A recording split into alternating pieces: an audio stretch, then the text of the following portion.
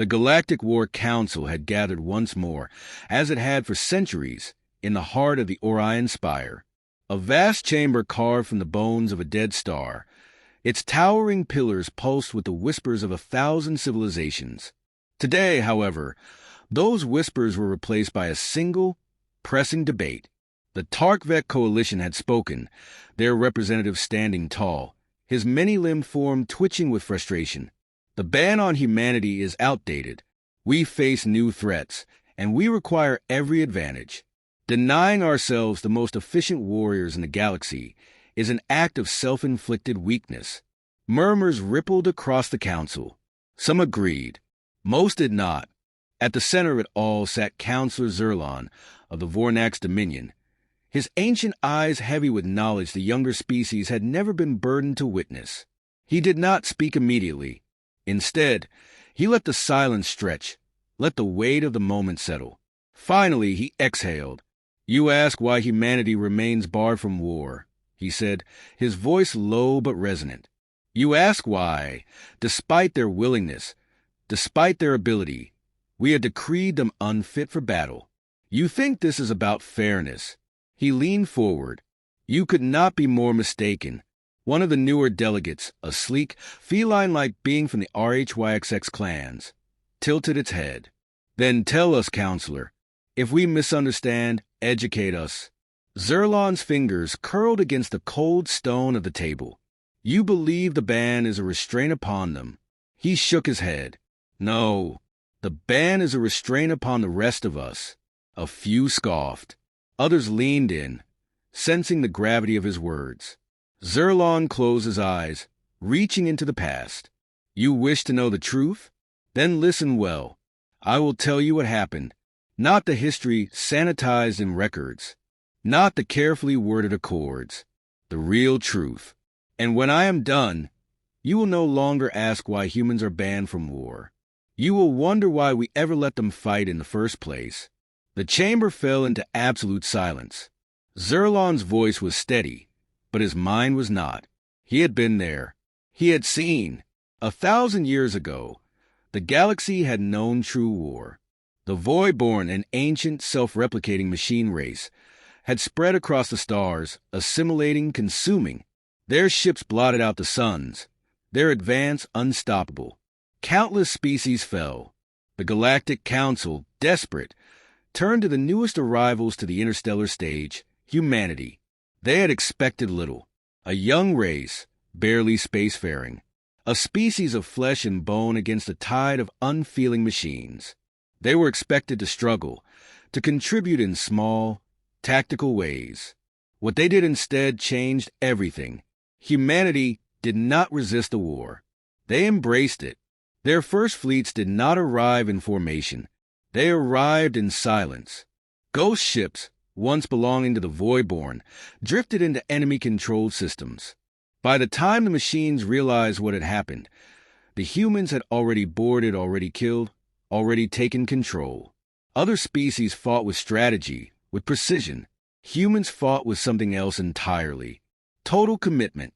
The Voidborn operated on logic, on prediction, on calculation. But the humans, there was no pattern to them, no sequence. They did not merely destroy their enemies. They dismantled them, piece by piece, mind by mind. The first true battle should have been a bloodbath. Instead, it was an execution. The Voidborn did not retreat. They had never retreated. They existed only to advance, to consume, until they met humanity. The first withdrawal happened within days. The machines broke formation, falling back, hesitating. Hesitating, a concept alien to them, a flaw in their perfect system. The war changed, not because of firepower, not because of numbers, but because, for the first time in their existence, the Voidborn knew something they had never experienced before. Fear. Zerlon's gaze swept across the chamber. The younger delegates looked skeptical. The older ones did not. They knew. They had seen. They didn't just win battles, Zerlon murmured. They broke an enemy that had never known defeat. They shattered a force that had conquered entire empires, not through superior weapons, Not through numbers, but through something far worse. He exhaled, slow and steady, through understanding, through adaptation, through the willingness to do anything to win. Silence reigned. The Tarkvek representative folded his arms defiant. And yet we survived.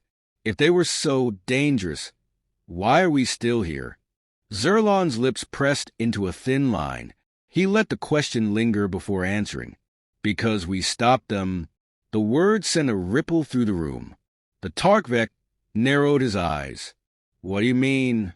Zerlon sat back, shoulders heavy with the weight of memory. You still do not understand, he said softly. You believe humanity was banned because of what they did to the Voidborn. But you are wrong. His voice dropped lower.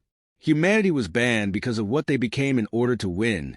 The first sign that humanity was different wasn't in their weapons or technology. It was in how they approached the war itself. Other species fought with honor, with codes, with traditions rooted in millennia of conflict. Humans did not. They fought to win. When the first human battalions were deployed, expectations were low.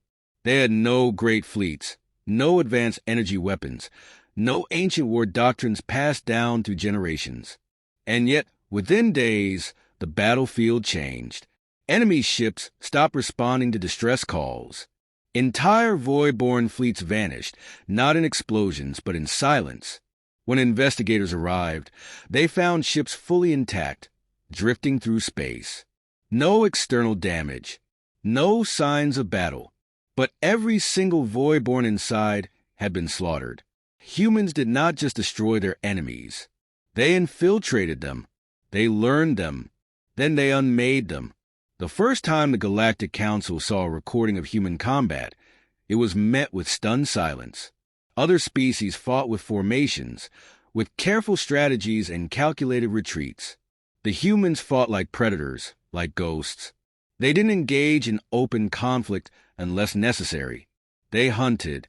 They disabled life support systems, letting their enemies suffocate in their own ships. They jammed distress signals, isolating entire fleets before dismantling them. They hacked into Voidborn communication networks, whispering threats in a language the machines shouldn't have been able to fear, but somehow they did. One intercepted transmission from the Voidborn was played before the Council. A simple phrase, repeated endlessly in mechanical distortion. They are not like the others. It was then the Council realized that the war was no longer a battle between civilizations. It was an experiment in terror. The Voidborn had never encountered anything like this before. They were machines, their logic flawless, their programming absolute. And yet, against humans they hesitated. They adapted, yes, but not fast enough. Because humans did not fight like a conventional enemy. They fought as if war was not just a necessity, but an inevitability, a function of their existence. The horror deepened when reports surfaced of humans abandoning standard military doctrine entirely. The concept of acceptable losses did not apply to them. Every battle was fought with the same brutal efficiency, the same ruthless precision. There were no wounded left behind, no prisoners taken. The humans did not give the Voidborn a chance to regroup. They did not allow for recovery. The Voidborn were designed to conquer, to absorb and adapt. But humans were something else. They did not conquer. They eradicated. The war should have lasted decades. It lasted months. The Galactic Council sent emissaries to observe, to learn. What they found terrified them. Human fleets moved like an extension of a single mind. Every soldier willing to sacrifice themselves in an instant if it meant victory. They did not rely on technological superiority. They became the weapon. In one battle, a human fleet was outnumbered 10-1. Standard logic dictated retreat. Humans did not retreat. Instead, they detonated their own ships, using the wreckage as high-velocity projectiles, turning their defeat into a massacre for the enemy. The Voidborn had never known fear. And then, for the first time, they ran. It was not a tactical withdrawal. It was something deeper, more primal. The machines abandoned entire sectors, entire systems, without explanation. They defied their own programming. Their logic dictated that they should fight to the last. And yet they fled. Captured void-born units displayed erratic behavior, an impossibility for their kind. Their neural matrices fractured under interrogation. Some simply shut down, unable to process what they had faced. The Council received one final report from the front lines, a direct quote from a void-born war construct before its system collapsed. They do not fight for survival. They fight because they have learned to love the killing. The war ended the next day, not because humanity was defeated, but because there was nothing left to fight. The Voidborn, a species that had threatened the galaxy for centuries, had vanished. Their fleets abandoned, their homeworlds empty. They had not been conquered. They had not been destroyed. They had chosen extinction over facing humanity again. The war was over, but the aftermath was far worse. The galaxy should have been celebrating. Instead, they were silent. The Voidborn were gone, wiped from existence, but at what cost? The species that had once begged humanity to fight were now afraid to look them in the eye. At first, it was subtle. Diplomats canceled meetings. Trade agreements stalled. Human colonies reported delays in receiving supplies. The same governments that had once called humanity their saviors now refused to answer their transmissions. It was not out of malice. It was out of fear. The Galactic Council reviewed the war logs in private. They had seen how humans fought. Now, they needed to understand what humans had become. The deeper they looked, the worse it got. Entire planetary systems, stripped of life, not because of orbital bombardments or biological weapons, but because the humans had left nothing behind.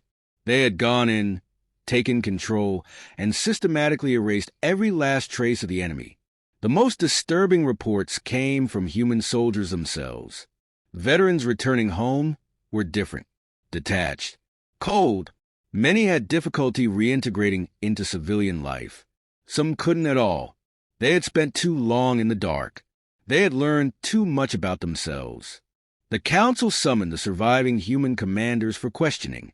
What they heard confirmed their worst fears. One general, when asked how humanity had won so quickly, gave a simple answer. We stopped fighting like soldiers. We started thinking like predators. Another was more blunt. You sent us to fight monsters. You didn't realize what would happen when we won. The Council's unease deepened. Reports surfaced of human warships stationed at the edges of neutral space, just waiting. No threats, no declarations of conquest. Simply watching, as if war was no longer something humanity participated in, but something they anticipated. Attempts to demilitarize them failed. Even as treaties were drafted, human fleets continued their exercises. Their soldiers continued training.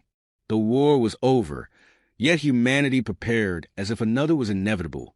The Council's worst fears were confirmed when a diplomatic envoy attempted to discuss disarmament with one of humanity's leading strategists. The response they received was chilling. You think banning us from war protects you. It doesn't. It protects what's left of our restraint. The realization settled in like a sickness. The war had not just changed humanity. It had revealed them. The peace that followed was not real. It was a ceasefire against an enemy that no longer had a battlefield. And so, the ban was passed. Not for their crimes, not for their tactics, but because the rest of the galaxy now understood a terrible truth. Humanity did not fight wars. They ended them. And if they were ever unleashed again, the galaxy would not survive what came after.